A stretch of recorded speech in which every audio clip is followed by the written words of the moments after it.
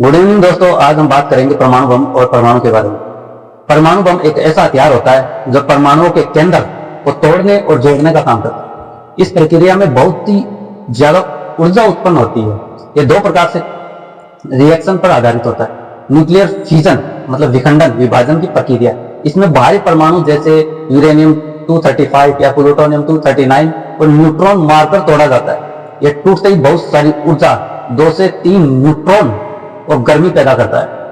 उदाहरण के लिए हिरोशिमा पर गिराया गया बम लिटिल बॉय इसी पर आधारित था। यह एक श्रृंखला प्रतिक्रिया चेन रिएक्शन शुरू कर देगा, जिससे पल भर में लाखों टन टीएनटी जितनी ऊर्जा उत्पन्न होती है और हजारों लोग मारे जाते हैं, हजारों या करोड़ों लोग। और दूसरा सिद्धांत पर काम करता है न्यूक्लियर फ्यूजन संलयन, जिस पर सूरज की ऊर्जा उत्पन्न होती है।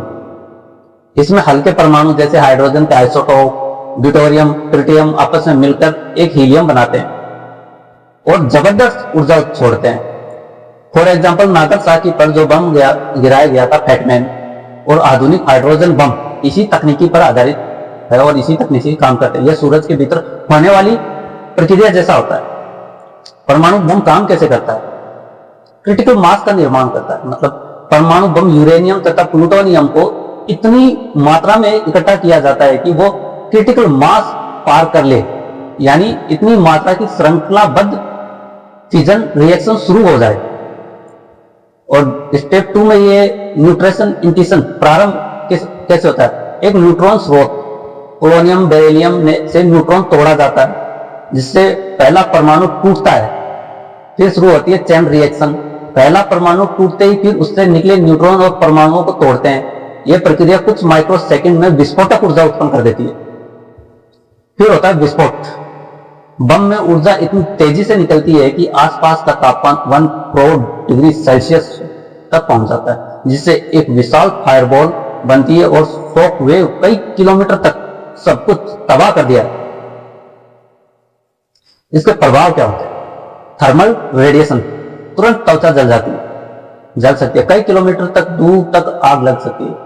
ब्लास्ट वेव, शॉक वेव जो उत्पन्न होती है, ये बड़ा दबाव का झटका जो इमारतें, इंसानों को पल भर में बहुत दूर तक उड़ा देती है। फिर आती है रेडिएशन, जो परमाणु ब्लास्ट में सबसे खतरनाक पार्ट होता है रेडिएशन। घातक विकिरण जो कैंसर, जन्म, दोष, लंबे समय तक ये रेडिएशन खत्म नहीं होता और पूरे वातावरण को, आसपास के एरिया को पोल्यूटेड कर देता है और मतलब वंश तक खत्म कर देता है। हवा में बिखरे रेडियो धर्मी कण जमीन पर गिरते ही इलाके को दशकों तक जहरीला बना देता है। अब बात करते हैं भारत और पाकिस्तान के एटम बम की। भारत के पास 160 के आसपास है, पाकिस्तान के पास 170 के पास। दोनों देश डिलीवरी सिस्टम है, यानी जमीन से, हवा से, आकाश से, समुद्र से न्यूक्लियर हमला कर सकते हैं।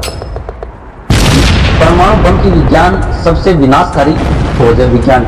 इसका उपयोग केवल आत्मरक्षा और प्रतिरोध शक्ति के लिए ही किया जाता है। यही कारण है कि भारत नो फर्स्ट युद्ध नीति को अपनाता है, यानी भारत पहले कभी भी एटम बम नहीं चलाएगा, लेकिन जवाब जरूर देगा। अगर भारत और पाकिस्तान के बीच परमाणु युद्ध होता है तो यह केवल 2 देशों का मसला नहीं रहेगा, इसका इंपैक्ट पूरी दुनिया पर पड़ेगा। पूरी दुनिया इसकी चपेट में आएगी। इस तबाही को वैज्ञानिक, भू राजनीतिक और मानवीय पहलुओं से पूरी डिटेल में समझिए। युद्ध की शुरुआत हुई, एटम हमला होगा, कब कैसे होगा पता नहीं। अगर भारत या पाकिस्तान में से कोई एक परमाणु हथियार का इस्तेमाल करता है तो दूसरा देश भी तुरंत उसका जवाब देगा। यह फुल स्केल न्यूक्लियर वॉर होगी, रिटेलिएशन कहलाता है, यानी दोनों तरफ से एक साथ कई शहरों पर हमले। संभावित लक्ष्य भारत के क्या होंगे पाकिस्तान के?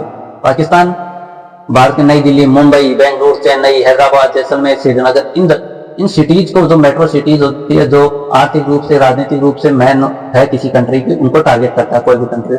वैसे ही पाकिस्तान में जो सिटी है, जैसे इस्लामाबाद, पाकिस्तान के राजधानी लाहौर, कराची, सियालकोट, बावलपुर, इन सबको टारगेट करेगा भारत। नुकसान क्या होगा? जान माल का तो होगा ही, पर्यावरण और इंसानियत तक खत्म हो जाएगी, मृत्यु और विनाश। पहली लहर में 5 से 10 करोड़ लोग मारे जाएंगे। लोगों की मौत, दोनों देशों में कुल आग झुलसने, मलबे में दबने, रेडियो एक्शन से लाख लोग मरेंगे। अस्पताल, बिजली, पानी, सब कुछ तबाह हो जाएगा, टफ हो जाएगा। विकिरण, हवा में उड़ते रेडियो धर्मी कण बारिश के साथ गिरेंगे। कैंसर, गर्भपात, जन्म, दोष, त्वचा रोग और रेडिएशन का असर 20, 30, 50 साल तक नहीं मिटने वाला। न्यूक्लियर विंटर, बड़े पैमाने पर आग लगने से वातावरण में काली धुआं भर जाएगा। सूर्य किरणें धरती पर पहुंचेगी नहीं, जिससे पृथ्वी का तापमान 10 से 15 डिग्री सेल्सियस तक गिर जाएगा। भूखमरी और फसलें बर्बाद हो चुकी होगी। वैश्विक खाद्य संकट उत्पन्न होगा। इसका किन किन देशों पर असर होगा? भारत पाकिस्तान का, जो पड़ोसी देश है वो तो जाएंगे काम से, हवा भी पोल्यूटेड होगी ना, हवा के जरिए उड़ के जाएगा तो वो उन पर इम्पैक्ट पड़ेगा। जैसे चीन, नेपाल, भूटान, बांग्लादेश, अफगानिस्तान, ईरान, मध्य एशिया, रूस तक नहीं बचेगा इससे। अमेरिका, यूरोप, अफ्रीकी देश, दक्षिण अमेरिका, ये सब भोजन, दक्षिण अमेरिका, अफ्रीका, ये तो भोजन की कीमतें बढ़ेगी, एक्सपोर्ट रुक जाएगा, इंपोर्ट रुक जाएगा, आपूर्ति श्रृंखला, सब पर इफेक्ट पड़ेगा। वैश्विक आर्थिक असर क्या होगा? भारत पाकिस्तान के बाजार तो जाएंगे जाएंगे, डॉलर, युआन सब अस्थिर हो जाएगी, यूरो, तेल की कीमतें आसमान पर होगी, स्टॉक मार्केट क्रैश हो जाएंगे, वर्ल्ड वाइड मंदी आएगी, वर्ल्ड वाइड पूरी दुनिया में। IMF, UN फेल हो जाएंगे, अंतर्राष्ट्रीय संस्थाएं बिखर सकती है।